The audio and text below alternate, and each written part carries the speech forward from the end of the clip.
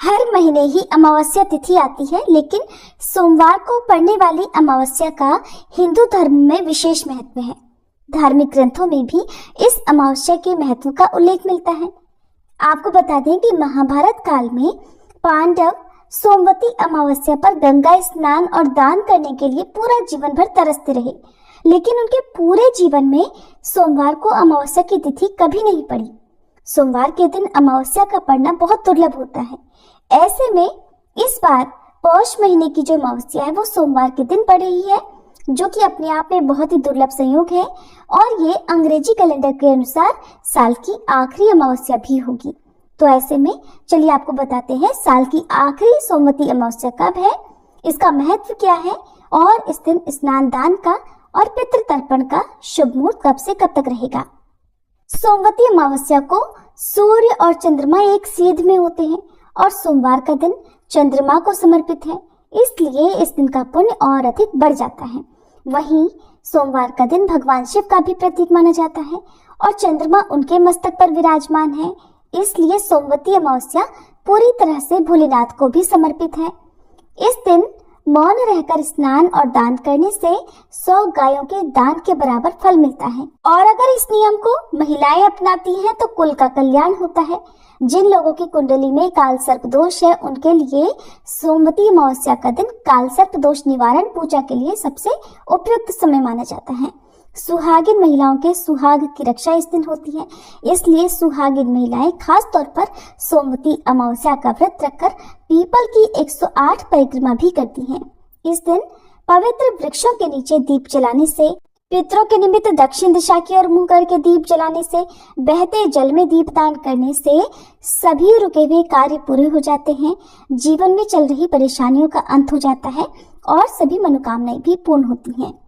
इस बार सोमवती अमावस्या के दिन सारा दिन वृद्धि योग भी बन रहा है। ऐसे में आप अपनी सुविधा के अनुसार वृद्धि योग में स्नान दान कर सकते हैं। सुहागिन महिलाएं इस दिन भगवान शिव और माता पार्वती की विशेष पूजा अर्चना अभिजीत मुहूर्त में करती हैं और सुबह के समय पीपल की 108 बार धागा लपेटकर यानी कलावा लपेटकर परिक्रमा करते हुए पूजा करती हैं। इस दिन भगवान विष्णु की भी पूजा का विधान है। धान, पान और खड़ी हल्दी को मिलाकर उसे विधान पूर्वक तुलसी जी के पौधे पर भी अर्पित किया जाता है। ऐसा करने से दुर्भाग्य भी सौभाग्य में बदल जाता है। इस दिन तामसिक चीजों के सेवन से दूर रहना चाहिए और अपनी सामर्थ्य के अनुसार कुछ न कुछ दान दक्षिणा निर्धन लोगों को जरूर देनी चाहिए। इस बार अमावस्या की तिथि प्रारंभ होगी 30 दिसंबर सोमवार को सुबह 4:02 से और अमावस्या तिथि समाप्त होगी 31 दिसंबर मंगलवार को सुबह 3:56 पर। इसलिए उदय तिथि के अनुसार इस बार केवल 30 दिसंबर सोमवार को ही अमावस्या रहेगी। उदय तिथि के अनुसार इसी दिन अमावस्या का व्रत और स्नान दान किया जाएगा। अगर आप किसी कारण से सोमवार के दिन दान ना दे पाए तो आप अगले दिन यानी मंगलवार को भी अमावस्या का दान दे सकते हैं। आप जानते हैं इस दिन रहने वाले मुहूर्तों के बारे में। 30 दिसंबर सोमवार को सूर्योदय होगा सुबह 7:11 पर, सूर्यास्त शाम 5:47 पर होगा। ब्रह्म मुहूर्त का समय सुबह 5:35 से 6:23 तक रहेगा।